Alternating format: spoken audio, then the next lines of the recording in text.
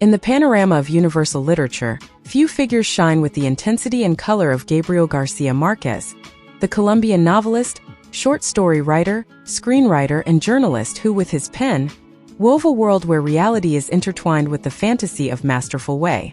Born in Aracataca, Colombia on March 6, 1927, García Márquez, affectionately known as Gaba, stands as one of the most luminous exponents of magical realism, a genre that he himself helped define and popularize on a global level. His work has not only left an indelible mark on Latin American literature, but has also transcended borders, languages, and cultures, winning the hearts of readers around the world and establishing himself as one of the most influential writers of the 20th century. Gabriel García Márquez's contribution to literature is as vast as it is profound. Awarded the Nobel Prize in Literature in 1982, his legacy transcends awards and recognitions, residing in the lasting impact of his stories on the minds and hearts of readers. This video seeks to delve into the life of this literary icon, unraveling the stories behind the man and his works that have shaped the contemporary literary panorama. Gabriel García Márquez was born on March 6, 1927, in Aracataca, Colombia, and died on April 17, 2014 in Mexico City. He was born and spent his early years in a Caribbean area in northern Colombia, which marked him especially because of its contrast with Bogotá and other areas of the country where he later lived. In 1947, he began to study law, a career he abandoned to dedicate himself to journalism. His first articles were published in El Espectador and El Heraldo, and he became a member of the group known as Grupo de Barranquilla, from whose hand he learned the work of the authors who would later influence him: Faulkner, Virginia Woolf, Hemingway, and Kafka, among them. Others. His first work, La Hojarasca, was published in 1955. On that same date, he traveled to Europe for the first time and stayed there for 4 years, living in Geneva, Rome, and Paris. During his stay in France, where he is experiencing economic difficulties, he writes The Colonel Has No One to Write to Him and The Bad Hour, published in 1961 and 1962, respectively. He returned to America in 1958 and temporarily settled in Venezuela, where he combined intense journalistic activity with writing the stories of Los Funerales de la Mama Grande, 1962. After spending a few months in Cuba, where the revolution had just triumphed, and living for a while in New York as a correspondent, he decided to settle in Mexico. There he works in advertising and writes his first screenplay for cinema, El Gallo de Oro, in collaboration with Carlos Fuentes. He dies a few years later in 1967. He publishes what soon becomes his best-known work, and to whose writing he dedicates more than a year of intense work, 100 Years of Solitude. The success is immediate, the first edition selling out in just a few days, and to get away from fame he decides to go to Barcelona, where he lives from 1968 to 1974. On February 24, 2015, the heirs of Gabriel García Márquez deposited a legacy of the writer in memoriam in the Caja de las Letras of the Cervantes Institute. Main works of Gabriel García Márquez. Liter. La Hojarasca. Liter La Hojarasca, published in 1955, is the first novel by Colombian Gabriel García Márquez, and marks the beginning of what would later be known as the Macondian universe, the setting for many of his later works, including 100 Years of Loneliness. Set in the fictional town of Macondo, Liter La Hojarasca introduces the reader to the complexity of a world in which morality, generational conflict, and the weight of traditions intermingle. The novel is structured around the figure of a doctor who, after having retired to live in solitude and being disowned by the community, dies under mysterious circumstances. The story develops through the intertwined stories of 3 characters: the Colonel, his daughter Isabel, and her grandson, who prepare to bury the doctor, despite the contempt that the people feel for him. Through these 3 points of view, García Márquez explores the themes of loneliness, honor, and moral and social decay. The Colonel, the central character of the plot, represents dignity and resistance in the face of changes that threaten traditional values. His decision to bury the doctor, whom everyone in Macondo has decided to forget, becomes an act of defiance against the community, revealing the tensions between past and present, as well as between individual and collective morality. Liter La Hojarasca is notable for its narrative style, which is characterized by a mixture of realism and fantastic elements, preluding the magical realism that would characterize Garcia Marquez's later work. The novel also stands out for its non-linear structure and its rich atmosphere, elements that contribute to creating a vivid portrait of a town and its inhabitants, marked by secrets, grudges, and a deep sense of desolation. Although Litter La Hojarasca may seem modest compared to Garcia Marquez's later works, it establishes themes and narrative techniques that the author would develop and perfect in his future works. The novel not only introduces the reader to the mythical Macondo, but also offers a first look at Garcia Marquez's ability to intertwine the everyday with the extraordinary, exploring the human condition through the prism of his unmatched literary imagination. The Colonel has no one to write to him. El coronel no tiene quien le escriba. The Colonel has no one to write to him is a short novel written by Gabriel García Márquez, published in 1961. This work stands out for its ability to capture hopelessness and fruitless waiting, elements that become the emotional core of the narrative. The story revolves around an old retired colonel who has waited for many years for the arrival of a pension promised for his participation in past civil wars in Colombia. Every Friday, the colonel dresses in his best suit and goes to the port to wait for the letter announcing the arrival of his pension, but the letter never arrives. The plot unfolds in a small Colombian town, marked by poverty, political repression, and forgetfulness of the central government. In this context, the colonel and his wife live in precarious conditions, fighting every day to survive, while maintaining the hope of receiving the pension that will alleviate their difficult economic situation. The colonel's wife suffers from asthma, and the couple's financial situation is so precarious that they often have nothing to eat. Despite this, the colonel refuses to sell the fighting cock that he inherited from his son, who died for political reasons, because it represents the only hope and the last link with his son.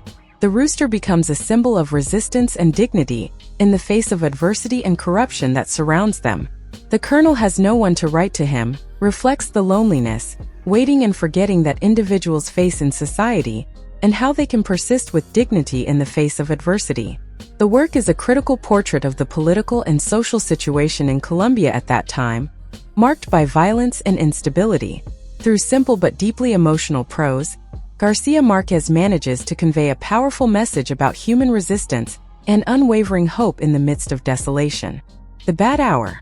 La mala hora.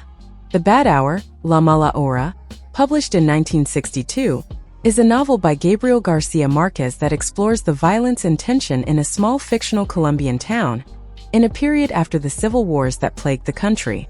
Although not as internationally known as his other works, La Mala Hora is crucial to understanding the development of literary style and the recurring themes in García Márquez's work, especially with regard to magical realism and criticism. Social.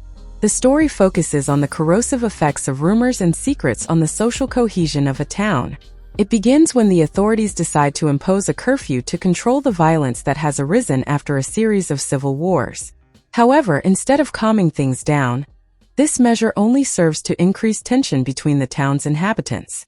The situation is further complicated by the appearance of mysterious billboards, also known as anonymous papers, that reveal dark secrets of the residents, causing an atmosphere of suspicion, fear, and revenge among them. The central character is the town's mayor, who tries to maintain order while dealing with his own moral and political dilemmas. Through it, Garcia Marquez offers a critique of corruption and abuse of power, as well as the ease with which violence and mistrust can infiltrate and decompose human relationships. La Mala Hora, The Bad Hour, is also notable for its oppressive atmosphere and its exploration of themes such as justice, redemption, and the endless cycle of violence. Although the novel features elements of magical realism, these are more subtle compared to the author's later works. The work reflects Garcia Marquez's deep knowledge of the social and political dynamics of Latin American peoples, and his ability to portray rural life in Colombia with great empathy and detail. Overall, The Bad Hour, La Mala Hora, is a complex work that offers a critical look at power dynamics and human nature, showing how small actions and decisions can have devastating consequences on the community. The novel is a testament to Garcia Marquez's narrative skill and his commitment to exploring the shadows of society and the human condition. Big Mama's Funeral. Los funerales de la mamá grande. The Funerals of the Big Mama is a set of 8 stories written by Gabriel García Márquez, published in 1962. Although each story is independent, together they paint a vivid portrait of life, death, power and decay in a town-fictitious story of Latin America that reflects the social and political dynamics of the region. The work stands out for its rich mix of magical realism, humor and social criticism, characteristic elements of Garcia Márquez's work. The story that gives the collection its title, The Funerals of Big Mama, is the most remembered and commented on of the set. It chronicles the elaborate preparations and conduct of the funeral of the matriarch of Macondo, known as the Big Mama. She is described as an almost mythical figure, whose death marks the end of an era in the town. Throughout the story, Garcia Márquez explores themes such as power, tradition, corruption, and generational change, showing how Mama Grande's influence extends beyond her life through customs, politics, and social relationships. From town, the other stories in the collection also explore various aspects of life in the Latin American context, including injustice, poverty, love, and violence, all infused with Garcia Márquez's characteristic magical realism. Through these stories, the author offers a subtle but sharp critique of society, showing how myths, beliefs, and history influence the daily lives and destinies of his characters. 100 Years of Loneliness. 100 años de soledad. 100 años de soledad, 100 Years of Solitude, published in 1967, is considered one of the masterpieces of 20th century literature and the greatest exponent of magical realism. It tells the story of the Buendia family over 7 generations in the fictional town of Macondo, a place that becomes another character in the narrative, reflecting both the history and contradictions of Latin America. The novel begins with the founding of Macondo by José Arcadio Buendia and his wife Ursula Aguirre and extends over 100 years, during which the town experiences from its initial isolation to its opening to the outside world and its eventual decline. The history of the Buendia family is marked by love, passion, violence, and loneliness, recurring elements that are inherited from generation to generation, along with the names of its members. Garcia Márquez fluidly combines the real with the fantastic, introducing magical elements such as miraculous remedies, accurate predictions, and characters who live more than a century. These magical elements are treated with total naturalness by the characters, which has led 100 Years of Solitude to be the quintessential example of magical realism, a literary style that has had a profound impact on world literature. The work also explores themes such as time, which seems to circulate in Macondo, with events and tragedies that are repeated in various ways, suggesting a critique of the repetitive and cyclical history of Latin America. Furthermore, the novel addresses loneliness, seen as an inexorable destiny of human beings and societies, and the impossibility of escaping this destiny. 100 Years of Solitude not only tells the story of a family and a people, but also reflects on Latin American identity, mixing history, culture, politics, and myth to create a unique literary universe. The novel has been translated into more than 35 languages and has sold tens of millions of copies around the world, establishing Gabriel García Márquez as one of the most important writers of the 20th century and awarding him the Nobel Prize for Literature in 1982. Isabel Watching the Rain in Macondo. Isabel viendo llover en Macondo. Isabel Watching It Rain in Macondo is a collection of stories written by Gabriel García Márquez and published in 1968. This work collects a series of stories that explore the author's characteristic themes such as love, loneliness, death, and fantasy, but in a more intimate and everyday tone. The title of the collection comes from one of the main stories that tells the story of Isabel, a young woman who lives in the town of Macondo and spends her days watching the rain from the window of her house. Through her thoughts and introspections, the reader is taken on a journey through Isabel's memories and emotions, as she reflects on her life, love, and passion. The other stories that make up the collection address a variety of themes and situations, from fleeting encounters to everyday tragedies, all imbued with Garcia Márquez's signature poetic and evocative prose. Each story offers a deep look at the human condition and the complexities of existence, revealing the author's mastery of capturing the essence of life in its many facets. Although Isabel Watching It Rain in Macondo does not achieve the same fame as 100 Years of Solitude or other iconic works by Garcia Márquez, it remains a valuable contribution to the author's literary universe, showing his versatility and ability to tell stories with a sensitivity only The Story of a Shipwrecked Sailor. Relato de un náufrago. The Story of a Shipwrecked Sailor is a work written by Gabriel García Márquez and published in 1970. This book tells the true story of Luis Alejandro Velasco, a Colombian sailor who survived a shipwreck in the Caribbean Sea in 1955, after having fallen from a ship of the Colombian National Navy. The story is structured in the form of a journalistic chronicle, based on the testimonies and experiences of Velasco, who was adrift on the high seas for 10 days before being rescued. García Márquez, who at the time was a young reporter, was sent to interview Velasco after his miraculous survival. The book describes the moments of anguish, desperation, and struggle for survival that Velasco faced during his time at sea. His struggle against thirst, hunger, the elements, and marine predators is detailed as he drifts on a makeshift raft. Through the narrative, García Márquez offers a vivid vision of the horrors and extreme trials faced by a lonely castaway on the high seas. In addition, the work criticizes negligence and corruption in the upper echelons of the Colombian government, since the shipwreck was caused by the Navy's negligence in maintaining the ship.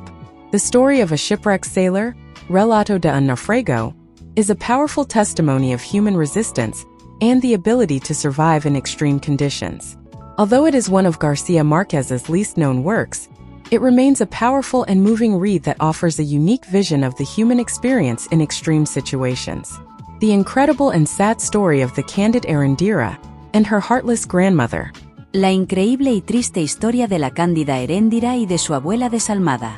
The incredible and sad story of the candid Erendira and her heartless grandmother is a short novel written by Gabriel García Márquez and published in 1972. The story follows the misadventures of Erendira, a young woman who is exploited by the cruel and ruthless grandmother her. The plot begins when Erendira accidentally sets fire to her grandmother's house while she was trying to make coffee. As punishment, the grandmother decides to sexually exploit her to pay the debt caused by the fire. Erendira is forced to rent her body in exchange for money for the men who visit her grandmother's house, while the latter benefits financially from the situation. Throughout the story, Erendira struggles to find a way to escape her grandmother's oppression and regain her freedom. Despite the horrors she suffers from, Erendira maintains her purity and her ability to love, finding solace in the company of a young man named Ulises. The novel is infused with elements of magical realism characteristic of García Márquez's work, such as the extraordinary events that occur naturally in the narrative world. In addition, the work addresses themes such as oppression, exploitation, redemption, and the search for freedom, all narrated with the author's evocative and poetic prose. The incredible and sad story of the candid Erendira and her heartless grandmother is a moving exploration of a young girl's fight for freedom and dignity in a world marked by cruelty and injustice. The play has been acclaimed for its powerful narrative and its depiction of the universal themes of love and redemption. Blue Dog Eyes. Ojos de perro azul. Blue Dog Eyes is a collection of short stories written by Gabriel García Márquez and published in 1972. This work includes several short stories that explore themes such as love, loneliness, death, and magic, characteristic of the author's style. The story that gives the collection its title, Ojos de Perro Azul, tells the story of a man named Isabel, who leads a lonely and monotonous life until he meets a mysterious woman named Maria de la Luz. Through his relationship with her, Isabel experiences an emotional and spiritual transformation that leads him to discover new meanings in life and love. Other notable stories in the collection include Monologue of Isabel Watching It Rain in Macondo, published years earlier in 1968, and which we summarized a few minutes ago and continues Isabel's story from an introspective and reflective perspective, and The Most Beautiful Drowned Man in the World, which chronicles the shocking arrival of a corpse in a small village and its effect on the community. Throughout the collection, García Márquez demonstrates his ability to create evocative atmospheres and memorable characters, while exploring the complexity of human relationships and the mysteries of existence. Blue Dog Eyes is a work that captures the essence of magical realism and establishes García Márquez as one of the undisputed masters of the genre. When he was happy and undocumented. Cuando era feliz e indocumentado. When I Was Happy and Undocumented is a collection of chronicles written by Gabriel García Márquez between 1957 and 1959, although it was published in 1973. These chronicles were written during his stay in Europe as a press correspondent, a period in which he lived in cities such as Paris, Rome, the then Czechoslovakia, and other places on the old continent. At this time, Garcia Marquez was still a young writer looking for his way in the literary world, living in precarious economic conditions and at times, lacking the necessary documents to legally reside in Europe, hence the title of the work. The collection offers an intimate look at Garcia Marquez's observations and experiences in this period, showing his keen perception of everyday details and his ability to capture the essence of the places and people he encountered. Through his chronicles, the reader can appreciate the evolution of his narrative style and the development of some of the themes that would later define his work, such as loneliness, injustice, and the magic of everyday life. When I Was Happy and Undocumented is, then, a work that not only offers entertainment and information on various topics in Europe in the late 1950s, but also serves as a valuable historical document to understand the literary development of Garcia Marquez and, in a broader sense, the social and political context of the time. Furthermore, these chronicles reflect the humor, irony, and social criticism that would characterize Garcia Marquez's future work, thus offering essential reading for admirers of the Colombian Nobel Prize, and for those interested in the beginnings of his career as a writer. Chile, the Coup and the Gringos. Chile, el golpe y los gringos. Chile, the Coup and the Gringos is a work that brings together a series of articles and chronicles written by Gabriel García Márquez about the coup d'état in Chile that occurred on September 11, 1973, which overthrew the democratically elected government of Salvador Allende. These texts were written and published in various media in the period immediately following the coup, reflecting the author's observations, analysis, and feelings regarding this crucial event in the contemporary history of Latin America. Garcia Marquez, known both for his literary work and for his political and social commitment, offers in these writings a critical perspective on the role that the United States played in the coup, supporting the Chilean armed forces led by General Augusto Pinochet. Additionally, he describes the devastating consequences of the coup for Chilean society, including repression, human rights violations, and the establishment of a military dictatorship that would last until 1990. Through his characteristic prose, Garcia Marquez not only narrates the events, but also analyzes them in a broader context, considering the implications for democracy, national sovereignty, and the fight against imperialism. Chile, the Coup and the Gringos stands out for its direct and committed approach, offering a valuable and personal perspective on a key episode in Latin American history, seen through the eyes of one of the greatest writers of the 20th century. This work is an important testimony of the time and reflects Gabriel Garcia Marquez's commitment to democratic values and his opposition to foreign intervention in Latin America. Through it, Garcia Marquez not only informs and criticizes, but also invites reflection on the importance of historical memory and the need to fight for a more just world. The Autumn of the Patriarch. El otoño del patriarca. The Autumn of the Patriarch is one of the most notable works of Gabriel Garcia Marquez, published in 1975. This novel is a political criticism and a reflection on absolute power through the life of an anonymous Latin American dictator, who is the protagonist central to the story. The novel delves into the themes of despotism, corruption, and moral decadence, recurring elements in the history of Latin America. The narrative of The Autumn of the Patriarch is complex and characterized by its unique style, where Garcia Marquez employs long sentences and paragraphs that span several pages, as well as the use of internal monologue and a constantly fluctuating narrative perspective. This technique contributes to creating a dense, dreamlike atmosphere that reflects the disorder and confusion inherent to the dictatorial regime portrayed in the novel. The patriarch, whose name is never revealed, symbolizes the archetype of the perpetual dictator, one who has manipulated and controlled all aspects of his country's life to the point of reaching almost divine power.